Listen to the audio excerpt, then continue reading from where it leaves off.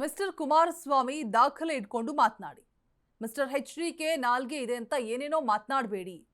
ವಸೂಲಿ ಆರೋಪಕ್ಕೆ ಫುಲ್ ಗರಂ ಆಗಿದ್ದಾರೆ ಸಿಎಂ ಪುತ್ರ. ದಾಖಲೆ ಇಟ್ಕೊಂಡು ಮಾತನಾಡಿ, ನಾಲ್ಗೆ ಇದೆ ಅಂತ ಹೇಳ್ಬಿಟ್ಟು ಏನೇನೋ ಮಾತನಾಡೋದಲ್ಲ. ಏನ್ ದಾಖಲಾತಿಗಳಿದೆ ನಿಮ್ಮ ಹತ್ರ?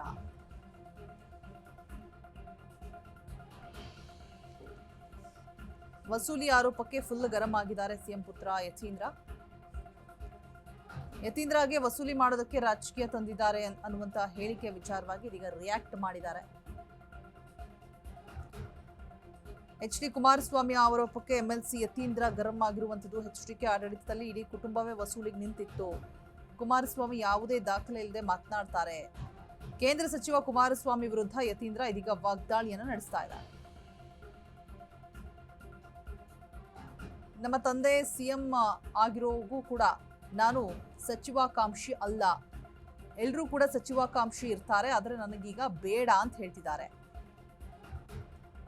ಹೈಕಮಾಂಡ್ ಅವರು ಯಾರಿಗೆ ಕೊಡಬೇಕು ಅಂತ ತೀರ್ಮಾನಿಸ್ತಾರೆ. ಮೈಸೂರಿನಲ್ಲಿ ಎಂಎಲ್ಸಿ ಯತೀಂದ್ರ ಸಿದ್ದರಾಮಯ್ಯ ಹೇಳಿಕೆಯನ್ನ ಕೊಟ್ಟಿರುವಂಥದ್ದು.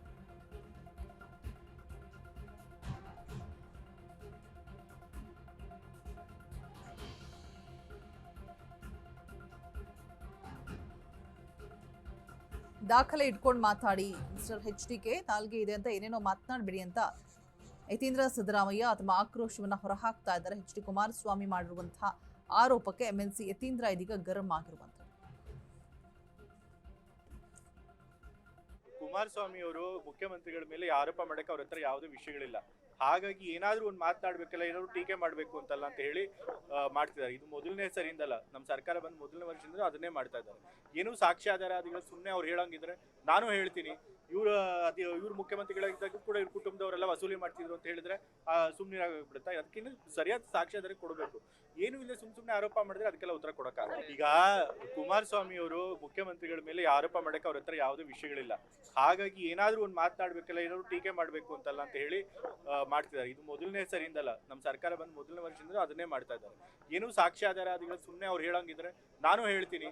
ಇವ್ರು ಮುಖ್ಯಮಂತ್ರಿಗಳಾಗಿದ್ದಾಗ ಕೂಡ ಇವ್ರ ಕುಟುಂಬದವರೆಲ್ಲ ವಸೂಲಿ ಮಾಡ್ತಿದ್ರು ಅಂತ ಹೇಳಿದ್ರೆ ಸುಮ್ಮನೆ ಆಗ್ಬಿಡುತ್ತಾ? ಅದಕ್ಕಿಂತ ಸರಿಯಾದ ಸಾಕ್ಷ್ಯಾಧಾರ ಕೊಡಬೇಕು.